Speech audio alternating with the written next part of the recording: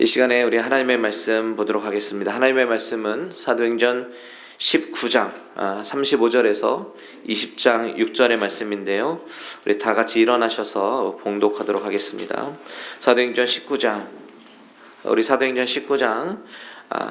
35절에서 20장 6절까지입니다. 제가 먼저 읽겠습니다. 서기장이 무리를 진정시키고 이르되 에베소 사람들아, 에베소시가 큰 아데미와 제우스에게서 내려온 우상의 신전지기가 된 줄을 누가 알지 못하겠느냐? 이 일이 그렇지 않다 할 수 없으니 너희가 가만히 있어서 무엇이든지 경솔히하여야 하리라. 신전에 물건을 도둑질하지도 아니하였고 우리의 여신을 비방하지도 아니한 이 사람들을 너희가 붙잡아 왔으니 만일 데메드리오와 그와 함께 있는 직공들이 누구에게 고발할 것이 있으면 재판날도 있고 총독들도 있으니 피차 고소할 것이. 만일 그 외에 무엇을 원하면 정식으로 민회에서 결정할지라. 오늘 아무 까닭도 없는 이 일에 우리가 소요 사건으로 책망받을 위험이 있고 우리는 이 불법 집회에 관하여 보고할 자료가 없다 하고 이에 그 모임을 흩어지게 하니라. 소요가 그침에 바울은 제자들을 불러 고난 후에 작별하고 떠나 마게도냐로 가니라. 그 지방으로 다녀가며 여러 말로 제자들에게 권하고 헬라에 이르러 거의 석 달 동안 있다가 배 타고 수리아로 가고자 할 그때에 유대인들이 자기를 해하려고 공모함으로 마게도냐를 거쳐 돌아가기로 작정하니 아시아까지 함께 가는 자는 베레아 사람 브로의 아들 소바도와 데살로니가 사람 아리스다고와 세군도와 더베 사람 가이오와 및 디모데와 아시아 사람 두기고와 드로비모라. 그들은 먼저 가서 드로아에서 우리를 기다리더라. 같이 있습니다. 우리는 무교절 후에 빌립보에서 배로 떠나 다세만의 드로아에 있는 그들에게 가서 이레를 머무니라. 아멘. 하나님 아버지, 이 시간에 하나님께서 하늘문을 여시사 우리의 심령 가운데 하나님께서 말씀하시는 이 음성을 듣게 하여 주시옵소서. 아버지 하나님, 이 말씀은 살아계신 우리 하나님의 말씀입니다. 이 말씀이 들리게 하시고 또한 믿음으로 반응하는 우리들 되게 하여 주시옵소서. 예수님의 이름으로 기도합니다. 아멘. 우리는 지난 시간에 에베소에서 일어난 소동에 대해서 우리가 살펴봤죠. 어떤 소동이었습니까? 사람들이 모여서 아데미오 여러분 기억나시죠? 사람들이 모였어요. 그 소동의 중심에는 더메드리오라는 사람이 있었습니다. 은장색인데 이 아데미 여신을 만들어 파는 그렇게 비즈니스하는 사람이었습니다. 그런데 이 사람이 이 비즈니스에 위협을 느낀 거죠. 잘 안 팔릴 것 같으니까, 비즈니스에 차질이 생길 것 같으니까, 자신이 영예하던 생활에 문제가 생길 것 같으니까 어떻게 했습니까? 사람들을 선동질했습니다. 그런데 그 선동질이 의외로 대단했던 것이에요. 사람들이 굉장히 많이 거기에 선동이 되면서 넓은 광장으로 모여서 아데미오라고 외치기 시작합니다. 여러분, 선동질이 영어로 뭡니까? stir입니다. 휘어젓는 것입니다. 이 더메드리오가 사람들을 휘젓기 시작하니까요, 사람들이 막 소용돌이치면서 자신들이 무슨 일을 하는지도 모르면서 당하고 있습니다. 소리 지릅니다. 2시간 동안이요. 25,000명이나 모이는 극장에 모여서 사람들이 아데미오 크다, 에베소의 사람의 아데미오. 그런데 여러분, 우리가 이 사건을 바라볼 때에 우리가 절대로 우리 인간적인 시각으로 바라보면서 겉으로 일어나는 현상만을 바라보면서 판단하면 안 된다라고 말씀드렸어요. 이것은요, 분명한 영적인 싸움입니다.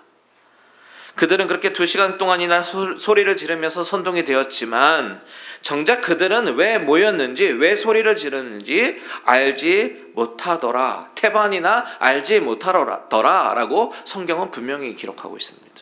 알지도 못한 채 소리를 지르고 있다. 무슨 이야기입니까? 우상을 통해서 그들을 잡고 있는 그 악한 세력, 그들과의 전쟁이라는 것입니다. 그렇다면 이 영적인 싸움의 양상이 어떻게 전개가 되는가? 오늘 그 뒷부분부터 보기 원하는데 35절을 다 같이 읽겠습니다. 35절 시작. 서기장이 무리를 진정시키고 이르되 에베소 사람들아, 에베소 씨가 큰 아데미와 제우스에게서 내려온 우상의 신전지기가 된 줄을 누가 알지 못하겠느냐. 자, 여기서 서기장이라는 사람이 등장하는데요. 이 서기장이 누구냐면 당시에 총독을 보좌하면서 각종 기금을 관리하고 그리고 모든 크고 작은 집회들을 관리하는, 관장하는 그런 행정관이 바로 서기장이 하는 일이었어요. 영어로는 타운 클럭라고 얘기하는데 이 사람은 특이한 게 그렇다고 해서 로마에서 임명한 관리는 또한 아닙니다. 에베소에서 시의회에서 선출된 최고 행정관리였어요. 그렇기 때문에 이 사람은 브릿지 역할을 충분히 잘 감당할 수 있는 사람이었다는 것이죠. 시의회에서 결의사항을 발표하고 집행하는 그런 관리로서 에베소 시민들과 로마의 행정당국 사이에 아주 긴밀한 관계를 연결시켜주는 이 브릿지 역할, 아주 중요한 역할을 감당하는 중요한 사람입니다. 그런데 이 중요한 사람이 한 가지 흥미로운 것을 오늘 성경에 보니까 그 사람의 이름이 나오지 않아요. 성경은 그 사람을 주목하지 않습니다. 그 사람의 이름을 주목하지 않습니다. 그저 한 서기장이라고만 적어 놓았습니다. 이 사람이 나타나서 무엇을 하냐면 35절에 보니까 서기장이 무리를 진정시켰다. 무리를 진정시킵니다. 지금 소동이 일어나고 수많은 사람들이 극장에 모여서 선동에 대해서 소리를 지르고 있는 그 상황에서 이 서기장이 나타나서 사람들을 진정시켰다라는 것이죠. 이 서기관이 사람들에게 뭐라고 이야기하냐면 35절 보면 에베소 사람들아, 에베소의 씨가 큰 아데미와 제우스에게서 내려온 우상의 신전지기가 된 줄을 누가 알지 못하겠느냐. 이 말이 무슨 말이냐면 제우스에게서 내려왔다라고 하는 이 표현은 당신은 헬라 문화지 않습니까? 헬라 문화, 즉 그리스 문화 가운데 가장 최고의 신이 제우스 신이잖아요. 이 에베소라는 도시는 이렇게 당대 최고의 신이라고 생각하는 이 제우스와 또 아데미에 의해서 생겨난 시다. 그런 신전을 수호하는 자부심이 있는 명예로운 도시다. 이것은 누구나 다 알고 있는 사실이다. 이렇게 말하는 거예요. 그러면서 그들의 자존심을 살려주면서 자부심을 부추기면서 사람들의 귀를 사로잡습니다. 사람들의 귀를 기울이게 만듭니다. 그러면서 36절에 보니까 이 일이 그렇지 않다 할 수 없으니 너희가 가만히 있어서 무엇이든지 경솔히 아니하여야 하리라. 이 에베소가 이 아데미 신전의 신전지기 아니냐, 신전을 수호하는 도시가 아니냐, 그 존엄성은 아무도 부정하지 못하니까 너희는 경고망동하지 말고 경솔히 행동하지 말고 그저 가만히 있어도 된다. 이렇게 말을 하는 것입니다. 자, 이 야외 연극장에 모여든 무리들은요, 대부분이 자신들이 왜 이렇게 모이게 되었는지, 자신들이 왜 소리를 지르고 있는지 모르고 있었어요. 그 이유를요. 왜냐하면 선동이 되었기 때문에. 그런데 그것을 이 서기장이 깨닫게 해주는 것입니다. 37절 이하를 보면요, 신전의 물건을 도둑질하지도 아니하였고 우리 여신을 비방하지도 아니한 이 사람들을 너희가 붙잡아왔으니. 여기서 말하는 이 사람들 누굴까요? 바로 29절에 나오는 가이오와 아리스다고입니다. 29절에 보면 이 사람들이 군중들의 막 선동이 될 때에 일제히 연극장으로 딸려 들어갑니다. 데리고 들어간 거죠, 사람들이. 가이오와 아리스다고는 마게도냐 사람이라고 이렇게 소개되어 있는데 이 마게도냐 두 사람을 붙잡아서 막 강제로 연극장으로 데리고 들어갔습니다.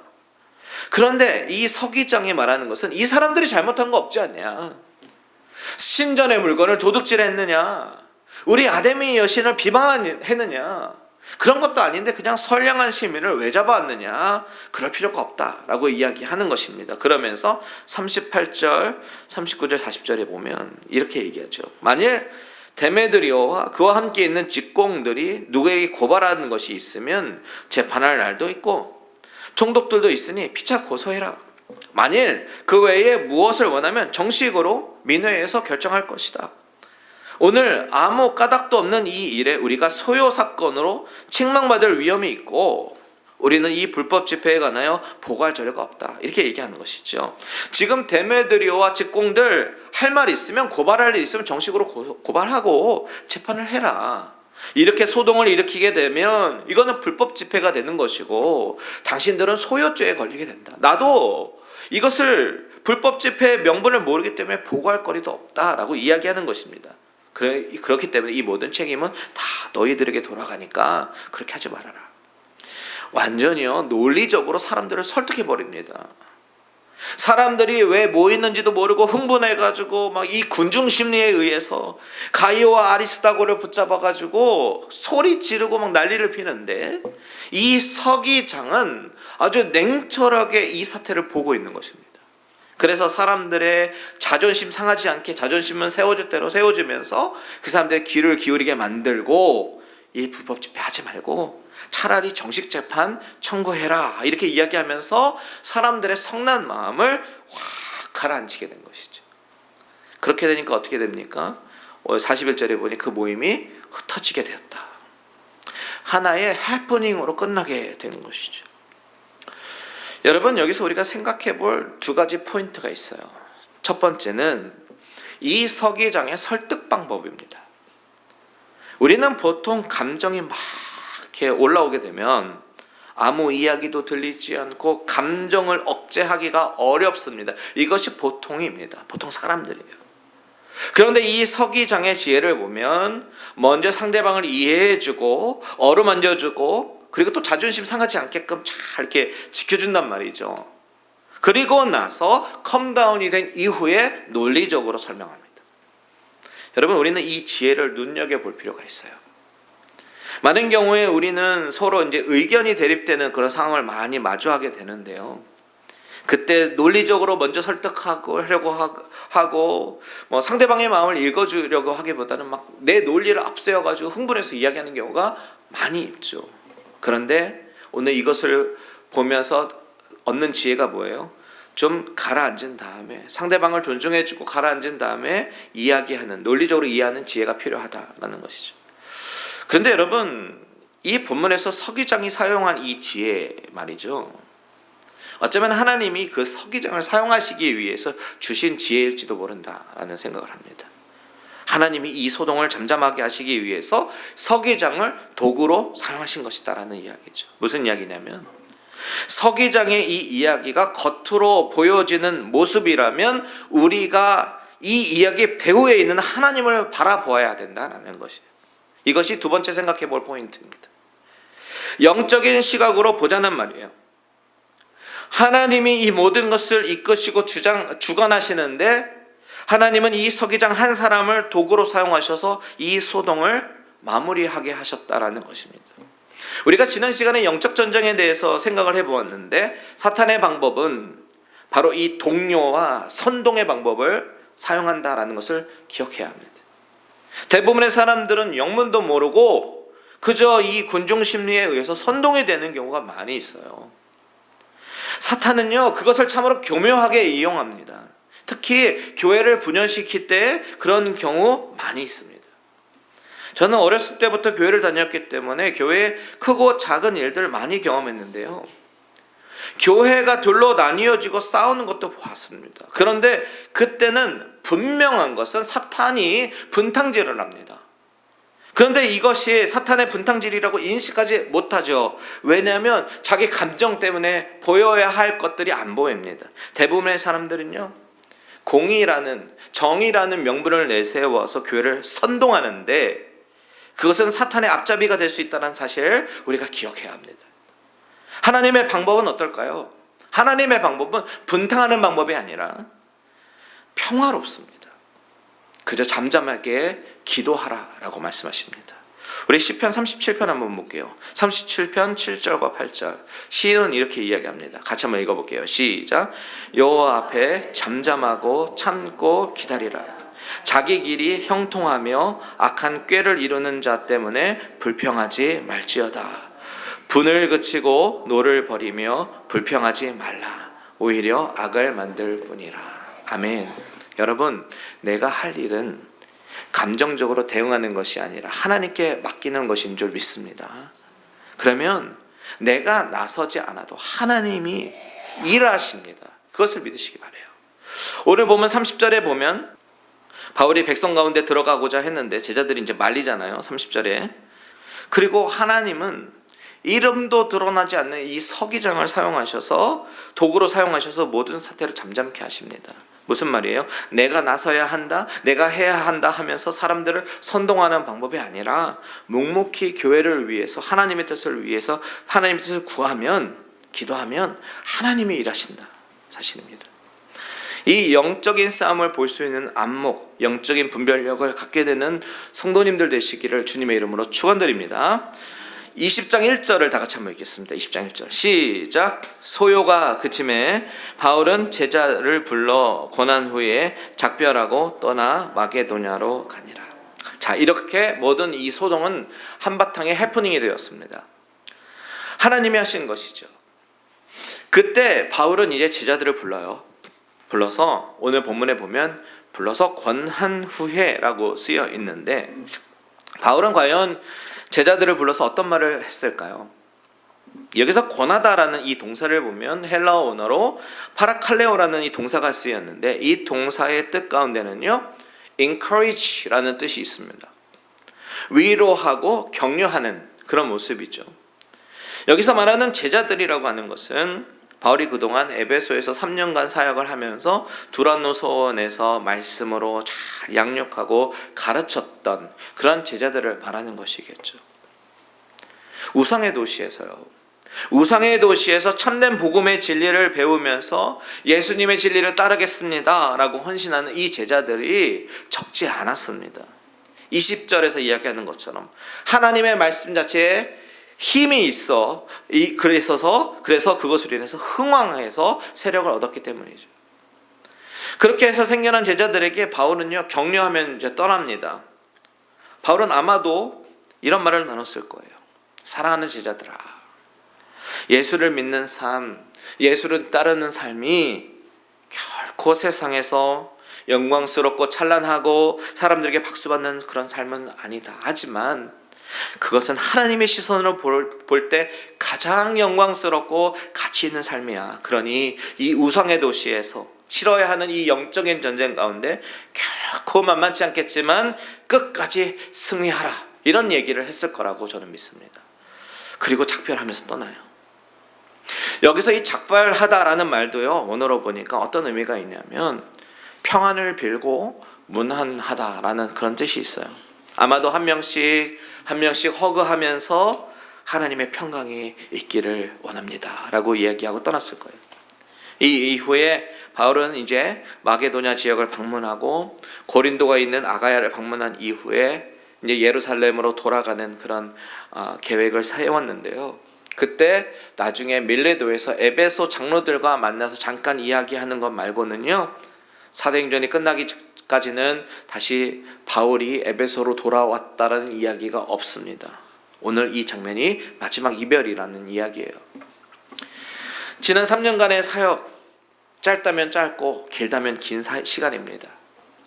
그 3년 동안 바울은 에베소에서 아주 최선을 다해서 사역을 했어요. 나중에 옥에서 쓴 에베소서를 보면 그 말씀 하나하나, 한 글자 한 글자 하나하나 성령의 감동으로 쓰여져서 오늘날까지 성령님이 저와 여러분에게 주시는 편지로 메시지를 전달하고 있지 않습니까? 지난 3년간 어떤 사람은 바울을 만나서 인생이 완전히 바뀐 사람도 있을 것입니다. 영의 세계에 대해서 눈을 떴고 그리고 믿음이 생긴 사람도 있을 것이고요. 또 어떤 사람은 자신이 갖고 있었던 믿음 가운데 초보적인 어떤 믿음 가운데 아주 더욱더 믿음이 견고해지고 성숙해진 그런 사람도 있을 거예요. 어떻게 보면 인생 전체를 놓고 보면 3년이라는 세월 아무것도 아닌 것 같지만 하나님은 바울의 3년을 아주 훌륭하게 사용하셨어요. 그런데 바울은 그곳 가운데 그렇게 마음이 쏟아졌고 열심히 사역했던 그 에베소 가운데 마음의 미련을 두지 않고요, 다음 스텝을 향하여 나아갔다. 이 사실이 너무나도 가슴을 뭉클하게 합니다. 자신은 하나님께서 예비하신 그 다음 일이 준비되었다는 그 인식을 한 것이죠. 컴포트 존에 안주하기보다는 하나님이 예비하신 그 다음 일을 향해서 인식하고 나아갑니다. 그것을 어떻게 알 수 있냐면 19장 21절이에요. 19장 21절 같이 한번 읽겠습니다. 시작. 2일 후에 바울이 마게도냐와 아가야를 예루살렘에 가기로 작정하여 이르되 내가 거기 갔다가 후에 로마도 보아야 하리라 하고. 자, 바울은 지금 에베소에 있는데 에베소는 아시아 지역이잖아요. 거기서 2차 전도지였던 마게도냐 지방과 그리고 아가야 지방을 방문하고 예루살렘에 갔다가 어디로 가야겠다고요? 로마로 가야겠다. 이렇게 생각한 것입니다. 바울에게 새로운 비전이 생겼던 것이에요. 그 비전은 바로 로마였던 것입니다. 여러분, 제가 이 비전이라는 단어를 사용했는데 여러분, 비전이 과연 무엇일까요? 어쩌면 비전이라는 단어의 뜻과 정의는요, 나의 뜻을 내려놓는 것이 아닐까 생각이 듭니다. 비전은 나의 꿈이 아니라 하나님의 꿈입니다.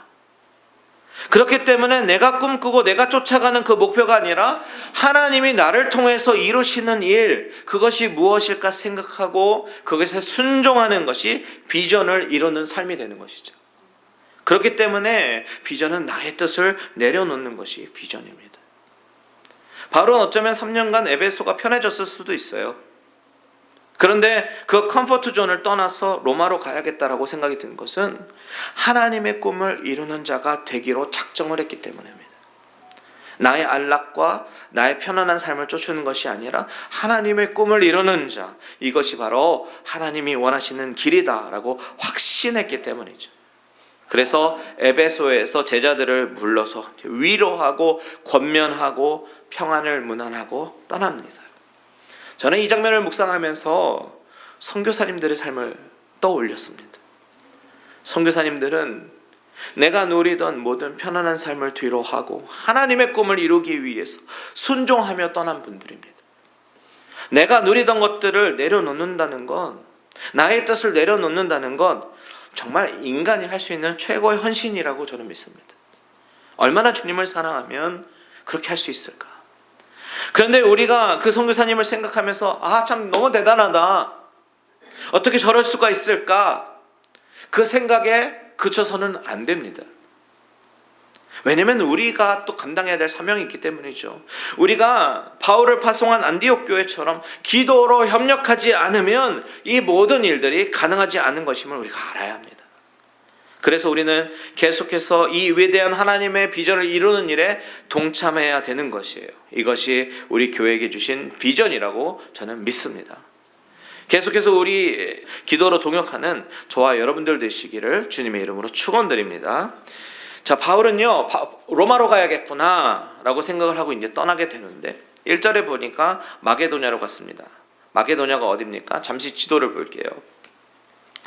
자, 이 지도는 현대 지명을 붙인 지도입니다. 왼쪽에 부츠 모양으로 한 데가 여러분 잘 아시죠? 어느 나라입니까? 이탈리아죠.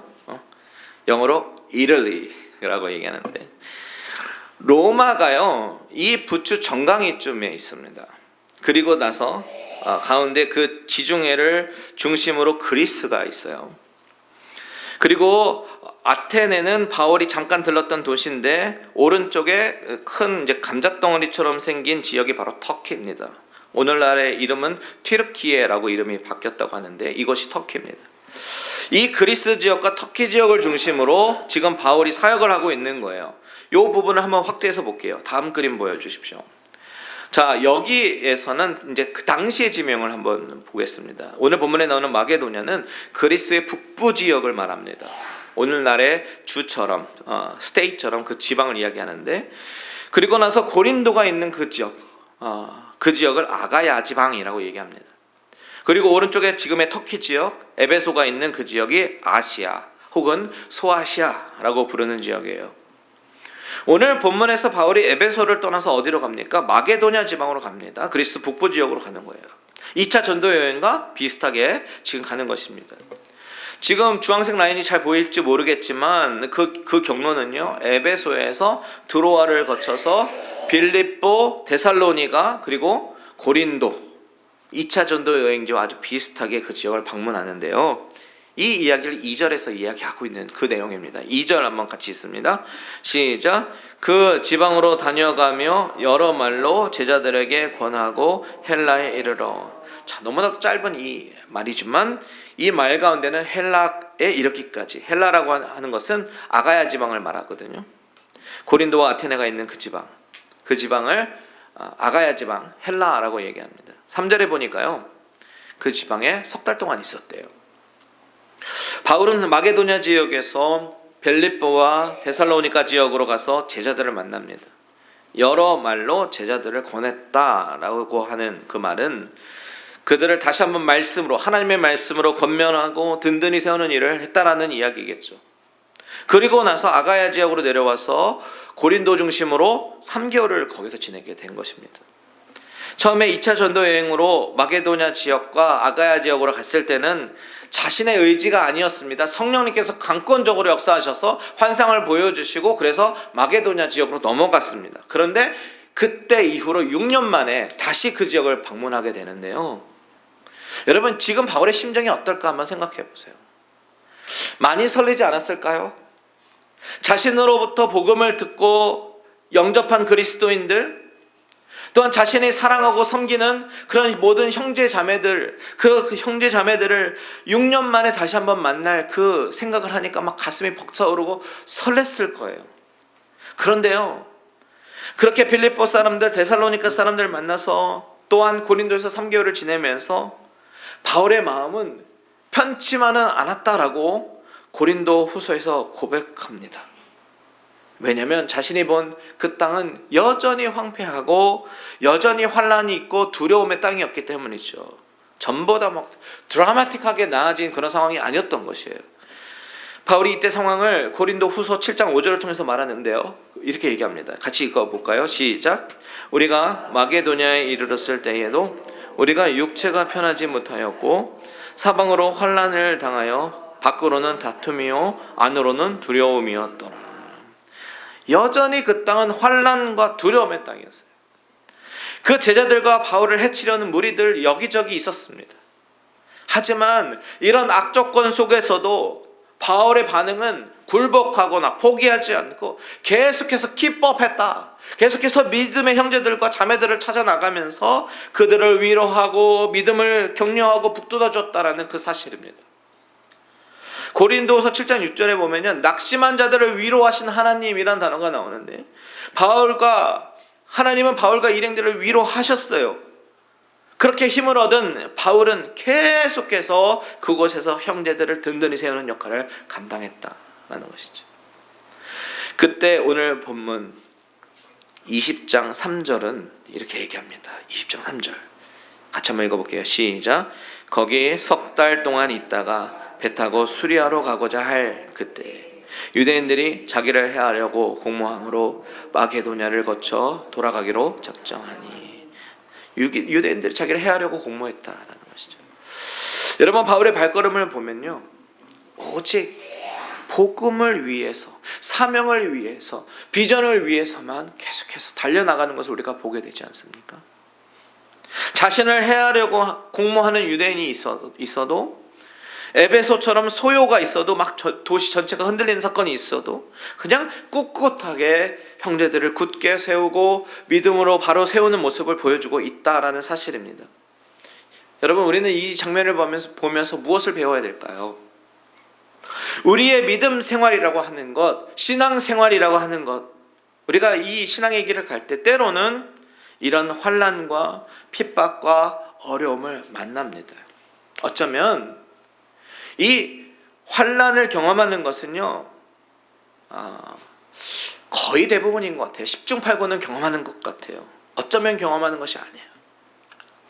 하지만 세월이 흘러가면서 우리의 연륜이 쌓이는 것처럼 우리의 신앙도 믿음도 그만큼 성장하기를 원합니다. 그렇게 되면요, 이 세상에서 어떤 도전이나 악조건이 우리를 막 감싸고 위협을 한다 하더라도 우리는 주님을 붙잡고 또한 주님으로부터 힘입고 섬기려고 하는 우리에게 어떤 사탄의 영적인 방해와 어떤 막 뒤흔듦이 있더라도 그 가운데 의연하게 성숙하게 반응할 수가 있는 것입니다. 저와 여러분이 그렇게 반응하기를 원합니다. 바울이 다음에 살펴보겠지만 24절에 뭐라고 고백하는지 아세요? 아주 놀라운 고백을 합니다. 23절과 24절 한번 같이 읽을게요. 23절과 24절, 20장 23절과 24절 시작. 오직 성령이 각 성에서 내게 증언하여 결박과 환난이 나를 기다린다 하시나 내가 갈려갈 길과 주 예수께 받은 사명 곧 하나님의 은혜의 복음을 증언하는 일을 마치려 하면은 나의 생명조차 조금도 귀한 것으로 여기지 아니하노라. 어떠한 환난이 있어도 조금도 흔들리지 않는 그 믿음은 나의 생명조차 조금도 귀한 것으로 여기지 않는다라는 이 귀한 고백을 하게 하는 것입니다.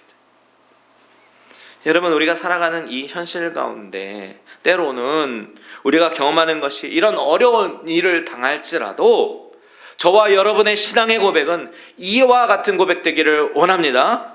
그리해서 온전히 천국 소망만을 가지고 늘 승리하는 저와 여러분들의 믿음과 신앙 되시기를 주님의 이름으로 축원드립니다. 아멘.